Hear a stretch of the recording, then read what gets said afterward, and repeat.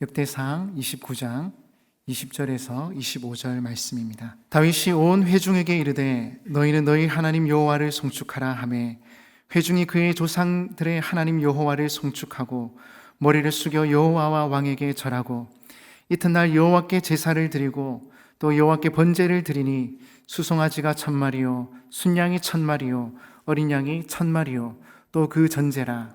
온 이스라엘을 위하여 풍성한 제물을 드리고 이날에 무리가 크게 기뻐하여 여호와 앞에서 먹으며 마셨더라.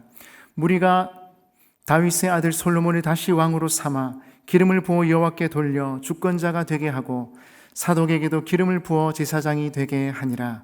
솔로몬이 여호와께서 주신 왕위에 앉아 아버지 다윗을 이어 왕이 되어 형통하니 온 이스라엘이 그의 명령에 순종하며 모든 방백과 용사와 다윗 왕의 여러 아들들이 솔로몬 왕에게 복종하니 여호와께서 솔로몬을 모든 이스라엘의 목전에서 심히 크게 하시고 또 왕의 위엄을 그에게 주사 그전 이스라엘 모든 왕보다 뛰어나게 하셨더라. 아멘. 오늘 제목을 형통의 은혜라고 했습니다. 보통 형통이라 하면 끝이 좋은 겁니다. 과정이 좋은 것을 평탄이라 그러죠. 끝이 잘 되는 것, 모든 것이 합력하여 선을 이루는 것, 그걸 형통이라 합니다. 누구나 형통의 복을 누리고 싶어 합니다. 행복을 쫓아가고 성공을 쫓아갑니다. 그런데 내가 진짜 이 길을 잘 가고 있는가? 진짜 형통의 길을 가고 있는가? 형통의 은혜를 누리고 있는가? 사실은 잘 모를 때가 많습니다. 그래서 조금 더 시간이 지나 보면 확인을 할 수 있지요. 아, 하나님이 함께 하셨구나. 모든 것을 선하게 인도해 주셨구나. 그래서 우리도 지금 당장이 잘 되는 것보다 진짜 끝이 좋고 하나님이 형통케 하시는 은혜를 받아 누리는 여러분 되시기를 주님의 이름으로 축복합니다. 축복합니다. 성경을 읽다 보면 특별히 하나님께서 선하게 인도하시는 분들의 모습을 보게 됩니다. 그들의 형편과 상황은 그다지 좋다고 할 수는 없음에도 하나님께서 복을 주시고 결국은 형통하게 인도해 주시더라는 것입니다. 우리가 잘 아는 요셉의 삶이 그랬지 않습니까? 정말 힘든 삶의 연속이었습니다. 형제들의 시기와 질투로 애굽에서 종살이를 하게 되었고 억울하게 누명을 쓰고 감옥에도 가게 되었습니다. 하나님께서는 이런 절망적인 상황에서 요셉을 부르셨고 그를 애굽의 총리로 세우셨습니다. 형통의 사람 요셉. 그런데 오늘 성경에 보니 하나님께서 솔로몬 왕과도 함께 하시고 그의 삶을 형통하게 인도해 주셨습니다. 23절에 보니 솔로몬이 여호와께서 주신 왕위에 앉아 아버지 다윗을 이어 왕이 되어 형통하니. 솔로몬 왕의 삶은 형통하였습니다. 그가 왕이 되기까지, 그리고 왕이 되었어도 그의 삶은 형통하였습니다. 그렇다면 어떻게 해서 이런 형통의 삶을 살게 되었는지 말씀을 통해서 같이 생각해 보았으면 합니다. 솔로몬 왕은 어떤 왕이었습니까? 솔로몬 하면 뭐가 생각이 나시는가요? 지혜의 왕이죠. 지혜의 왕이었습니다. 성전을 건축하고 왕궁을 건축하며 성경도 여러 권을 저술한 훌륭한 왕이었습니다. 하지만 솔로몬 왕의 출신을 보면 사실 내세울 만한 것이 별로 없는 왕이기도 했습니다. 솔로몬의 출생은 어떠했습니까? 다윗과 어머니 밧세바 사이에서 태어났습니다. 떳떳하지 못한 불륜의 관계에서 난 아들입니다. 그런데 그 아들을 하나님께서는 왕으로 세우고자 하십니다. 장남 암논도 아니고 외모에 전혀 흠이 없었던 압살롬도 아닌 솔로몬이 왕위에 오르게 됩니다. 그러니 왕이 되기까지의 그 과정이 어찌 평탄할 수 있었겠습니까? 또한 왕이 된다 한들 왕으로서의 직무를 감당하는 데 있어서도 힘들고 어려운 점들이 많았을 법합니다. 우리나라의 역대 대통령들을 봅시다. 처음 대통령이 되었을 때는 모든 것을 바꾸고 우리나라를 더 행복하게 만들 수 있을 것 같았습니다. 그런데 막상 대통령직을 수행해 보면 현실이 그리 녹록치 않습니다. 이유 없이 반대하는 사람들, 참모들, 장관들, 보이지 않는 견제와 방해들이 얼마나 많은지 모릅니다. 그래서 힘든 겁니다. 그런데 이런 솔로몬 왕의 행보에 대해 성경은 뭐라고 말씀하고 있습니까? 23절 다 같이 읽어보겠습니다. 23절 시작. 솔로몬이 여호와께서 주신 왕위에 앉아 다윗의 왕이 되어 형통하니 온 이스라엘이 그의 명령에 순종하여 아멘. 아버지 다윗을 이어 왕이 되어 형통하니 온 이스라엘이 그의 명령에 순종하였다 말씀합니다.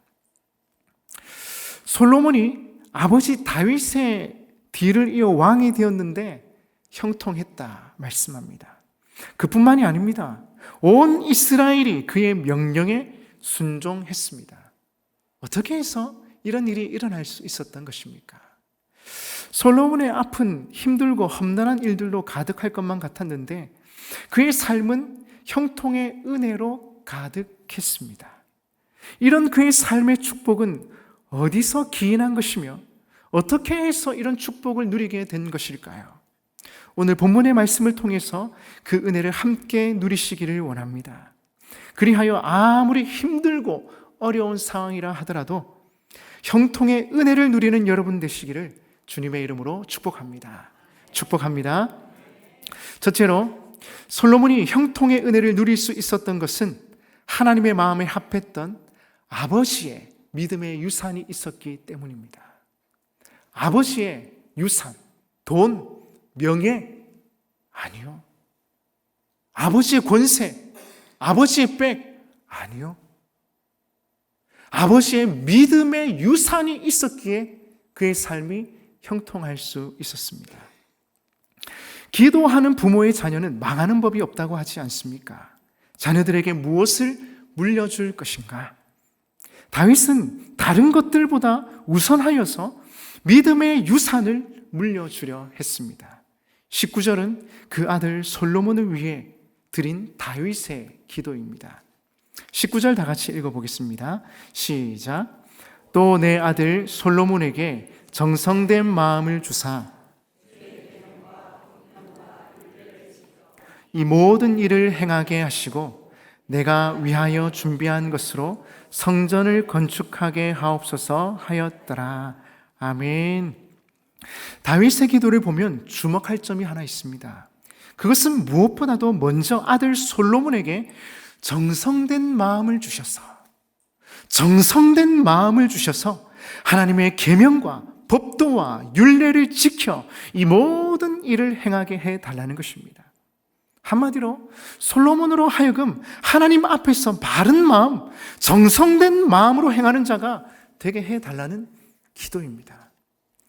우리는 이러한 다윗의 기도를 보면서 대수롭지 않게 보아 넘길 수도 있습니다. 그러나 자세히 생각해 보면 이 기도는 평범한 다른 부모님들과는 조금 다르다는 것을 알 수 있습니다. 다윗은 이 기도를 볼 때 그는 하나님 중심의 사람이요 형통의 비결이 무엇인지를 분명하게 알고 있었습니다. 제가 고등부를 한 10년 정도 맡았던 것 같습니다. 가끔 학부모님께서 저에게 이런 이야기를 하십니다. 목사님, 저는 우리 아들에게 많은 것 바라지 않습니다. 부모 말 좀 잘 들었으면 좋겠습니다. 그리고 믿음 생활 좀 잘했으면 좋겠습니다. 공부는 잘하는 거 바라지 않고요. 다만 최선을 다했으면 좋겠습니다. 또 남에게 피해가지 않도록 자기 할 일은 알아서 해야 되는 거 아닙니까? 여러분, 아닙니까? 그런데 이런 아이가 어디 있겠습니까? 제가 알기로는 없습니다. 밖에서는 잘하는 것 같지만 집에만 오면 아이들이 돌변합니다. 형제들이 2-3명 되면 어떻습니까? 틈만 나면 싸웁니다. 네 거다 내 거다 더 크다 작다 일어나라 밥 먹어라 옷 입어라 소리를 지르지만 들은 척도 안 합니다. 왜 안 했어? 물어보면 뭐라 합니까? 몰랐는데요. 못 들었는데요. 부모님들의 소박한 꿈, 말 잘 듣고 착하고 믿음 생활 잘하고 공부는 최선을 다하고 자기 할 일은 척척 알아서 잘하는 것, 우리의 희망사항이지만 사실 이런 아이는 존재하지 않는 것 같습니다. 그런 의미에서 우리가 다윗이었다면 자신의 대를 이을 자식을 위해 어떤 기도를 하였을까요? 아마도 저라면 이런 기도를 하였을 것 같습니다. 하나님, 제 대를 이어 왕이 될 솔로몬을 축복해 주옵소서. 제가 잘 갈아놨습니다. 이 아들이 망치지 않도록 지혜 주시고 또 똑똑하고 돈 많고 순종적인 조력자들을 붙여주셔서 나라를 다스리는데 어려움이 없게 해 주옵소서. 그리고 제가 정복하지 못한 나라들을 정복할 수 있도록 지도력과 카리스마를 더해 주셔서 역사의 이름이 남을 위대한 왕이 되게 해 주옵소서. 아멘 나와야 되는데, 여러분, 이러한 것들이 왕이 될 솔로몬에게 얼마나 중요한 것들입니까? 사실 왕의 입장에서 건강과 부와 인재와 지혜, 카리스마는 가장 중요하게 여겨지는 자질 중 하나입니다. 그러나 다윗은 솔로몬을 위하여 기도할 때 하나님을 향한 정성된 마음을 주셔서 당신의 율법을 지키며 살도록 인도해 달라고 간구합니다. 정말 소박한 기도를 하고 있습니다. 다른 세상적인 욕심은 다 버리고 오로지 하나님을 향하는 진심이 있는 왕이 되기를 간절히 기도하고 있습니다. 어쩌면 다윗은 자신의 인생을 통해 그것을 깨달을 것 같습니다. 다른 거 다 필요 없고 하나님을 향한 전심, 하나님을 간절히 찾고 구하는 마음, 하나님을 향한 정성된 마음, 이것이 우리 믿는 자에게 가장 소중하고 다른 어떤 것과도 바꿀 수 없는 것, 그는 그것을 알고 있었던 것입니다. 그렇다면 건강과 재물과 총명은 필요 없는 것입니까? 그것은 필요하다면 하나님께서 다 채워주실 것이라는 믿음의 확신이 있었던 것 같습니다. 다윗은 알고 있었습니다. 하나님을 향한 전심과 정성만 있다면 나머지는 하나님께서 필요한 대로 채워주실 것이다. 먼저 그의 나라와 그의 의를 구하라. 그리하면 이 모든 것을 너희에게 더하시리라. 아멘. 우리는 하나님께 받을 것만 생각하지만 내가 무엇으로 그 은혜에 보답할고, 먼저 하나님을 생각하고, 먼저 하나님 나라를 생각하고, 먼저 하나님의 교회를 생각하고, 그렇게 할 수만 있다면 하나님께서 형통하게 인도해 주신다는 것입니다. 열왕기상에 나오는 다윗의 유언을 보아도 마찬가지입니다. 그는 거침없이 아들에게 이야기합니다. 열왕기상 2장 2절 3절입니다. 내가 이제 세상 모든 사람이 가는 길로 가게 되었노니 너는 힘써 대장부가 되고 내 하나님 여호와의 명령을 지켜 그 길로 행하여 그 율법 법률과 계명과 율례와 증거를 모세의 율법에 기록된 대로 지키라. 그리하면 내가 무엇을 하든지 어디로 가든지 형통할지라. 아멘. 다윗은 형통의 비결을 알고 있었습니다. 삶과 마음을 다하고 정성을 다하고 뜻을 다하여 하나님의 명령을 지켜 행하면 내가 무엇을 하든지 어디로 가든지 형통하게 될 것이다. 그렇습니다. 자녀로 좋은 대학을 가고 출세하고 성공하여 다른 사람 부럽지 않게 사는 것, 그것보다 더 우선되는 기도의 제목이 우리에게 있어야 합니다. 그것은 우리의 자녀들이 하나님을 진실되고 마음을 다하여 사랑하고 섬기느냐 하는 것입니다. 자녀가 성공하고 돈 잘 벌고 든든한 직장에 취직하는 것보다 하나님을 향하여 정성된 마음이 있는가? 하나님의 율법을 소중히 여기고 사랑하고 지키려고 애쓰고 있는가? 그것이 중요한 것입니다. 먼저는 우리가 다윗처럼 주님을 진실되게 사랑하고 섬길 때 이것이 바로 우리 자녀들에게 물려줄 수 있는 최고의 유산이 될 것입니다. 또한 이러한 성경의 교훈을 기억하여 자녀들에게 부지런히 가르치는 것입니다. 제가 목사 된 지가 꽤 오래됐습니다. 그런데도 저희 아버님, 어머님이 다 전화해서 점검하는 게 있습니다. 제 목사 11조 잘하고 있나? 제 목사 기도 열심히 하고 있나? 마음을 다해 섬기고 있나? 부모로서 자식에게 물려줄 수 있는 게 그것밖에 없는 겁니다. 그게 최고의 유산이니까 내가 다른 건 물려줄 수 없는데 믿음의 유산만큼은 내가 확실히 물려준다. 그래서 지금도 전화하면 잔소리 하십니다. 그래서 모르는 분들은 저희 아버지가 목사님인지 아십니다. 집사님입니다. 그러나 자녀를 사랑하기에 포기할 수 없는 것, 믿음의 유산, 하나님을 가장 사랑하고 그 율법을 즐거이 지키는가, 마음을 다하여 섬기는가. 여러분, 우리 자녀들에게 그 믿음의 유산을 물려줍시다. 돈은 많이 못 물려줄지라도 믿음의 유산만큼, 하나님을 사랑하고 섬기는 것만큼은 우리가 물려주십시다. 그리하여 형통의 축복을 누리는 여러분의 자손들 되시기를 주님의 이름으로 축복합니다. 축복합니다.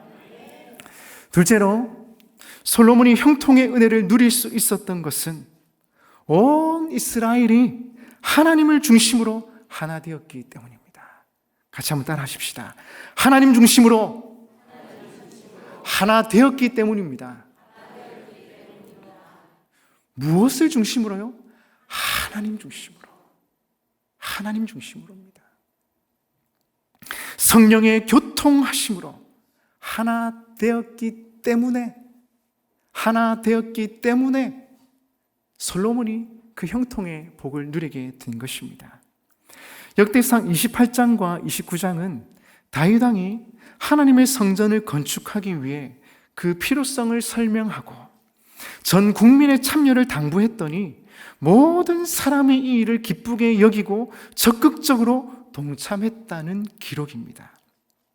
여기서 우리가 주목했으면 하는 것은 그들이 드렸던 물질의 양이나 질이 아닙니다.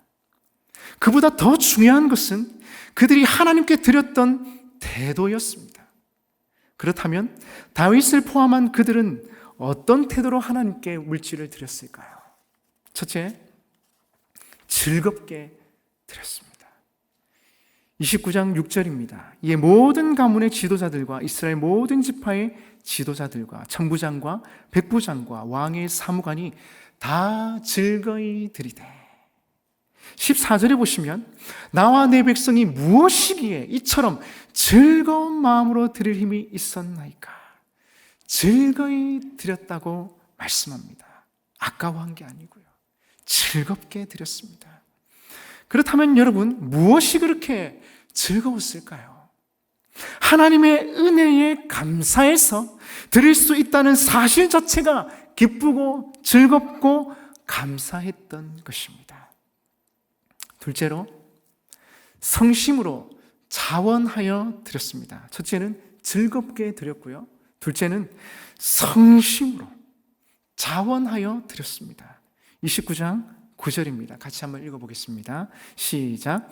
백성들은 자원하여 드렸으므로 기뻐하였으니 곧 그들이 성심으로 여호와께 자원하여 드렸으므로 다윗 왕도 심히 기뻐하니라. 아멘. 성심으로 여호와께 자원하여 드렸습니다. 성심으로 자원하여, 여기에는 최선을 다하여 드렸던 그들의 태도가 나타나 있습니다. 성심으로 자원하여 다 드렸습니다.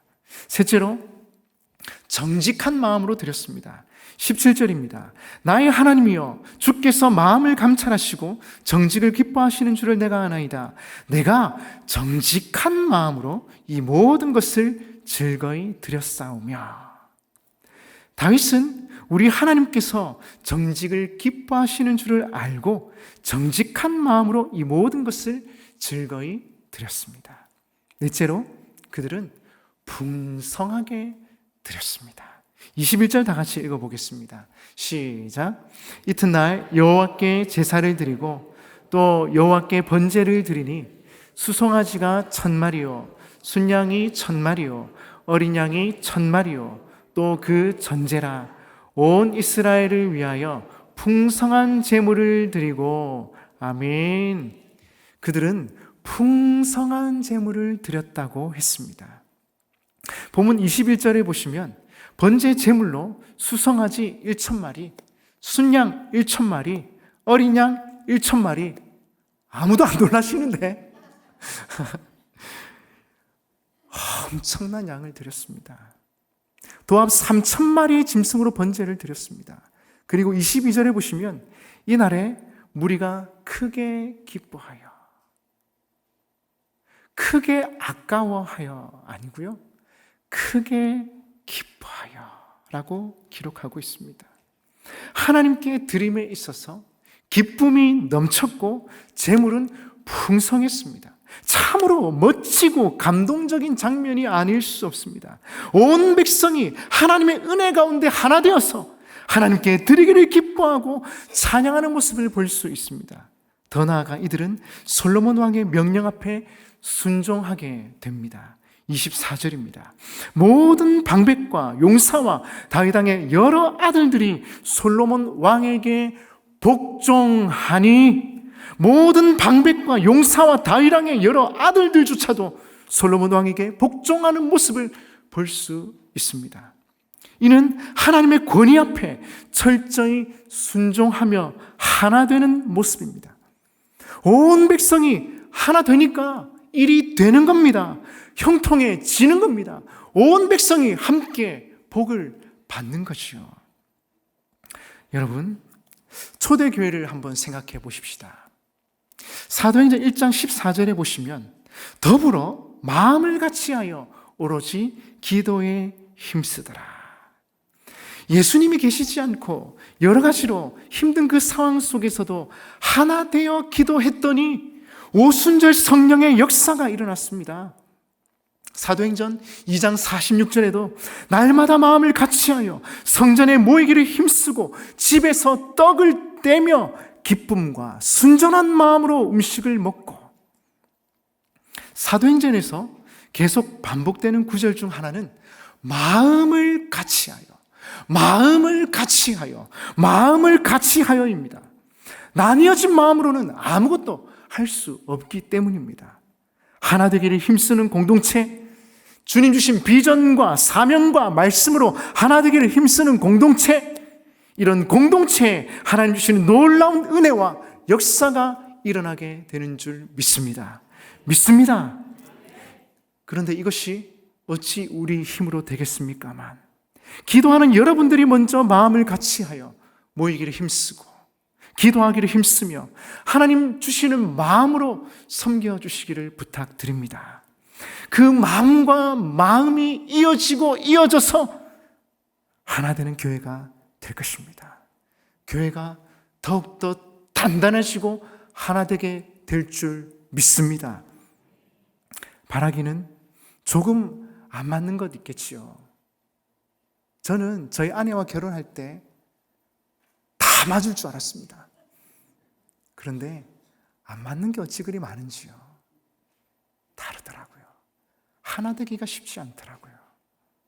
서로 다른 모습들 있지 않습니까? 그런 것들로 인해서 상처받는 것들도 있겠지요. 그러나 한번 생각해 보십시오. 내가 하나님께 받은 은혜가 얼마나 큰가? 내가 하나님께 받은 은혜가 얼마나 크고 놀라운가?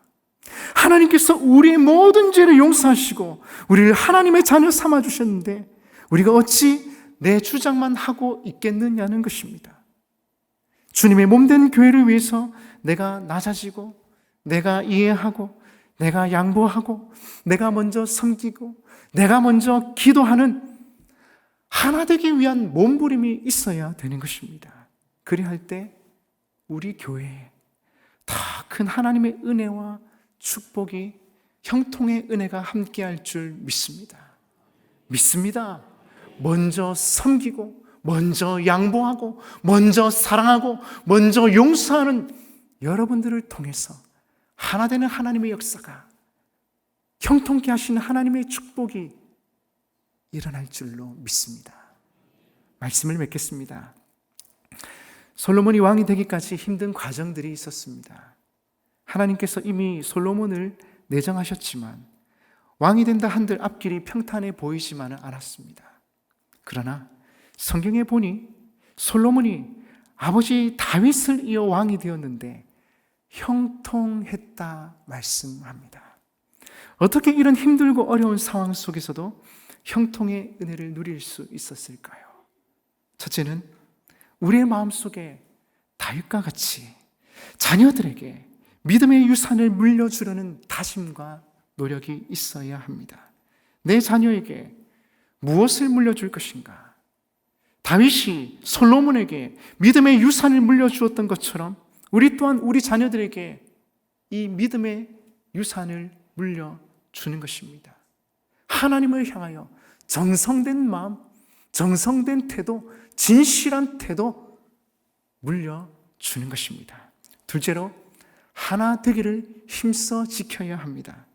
이스라엘 백성들 중에도 마음이 하나 되지 못하고 불평, 불만으로 가득했던 사람들이 얼마나 많았겠습니까? 그런데 이 모든 마음들이 하나님의 말씀을 중심으로 하나 되었습니다. 솔로몬이 형통할 수 있었던 이유가 바로 여기에 있습니다. 그리하여 솔로몬이 힘들고 어려운 중에도 형통의 은혜를 누렸던 것처럼 힘들고 어려운 시기를 보내고 계신 분들 있습니까? 자녀의 문제로 고민하고 계시는 분들 있습니까? 하나님께서 주실 형통의 은혜를 사모하면서 자녀들에게 믿음을 물려주고 정성된 마음을 가지고 하나 되기 위해서 내가 먼저 섬기고, 내가 먼저 양보하고, 내가 먼저 사랑하며 섬기는 것입니다. 그리하여 형통의 축복을 누리는 복된 여러분 되시기를 주님의 이름으로 축복합니다. 축복합니다.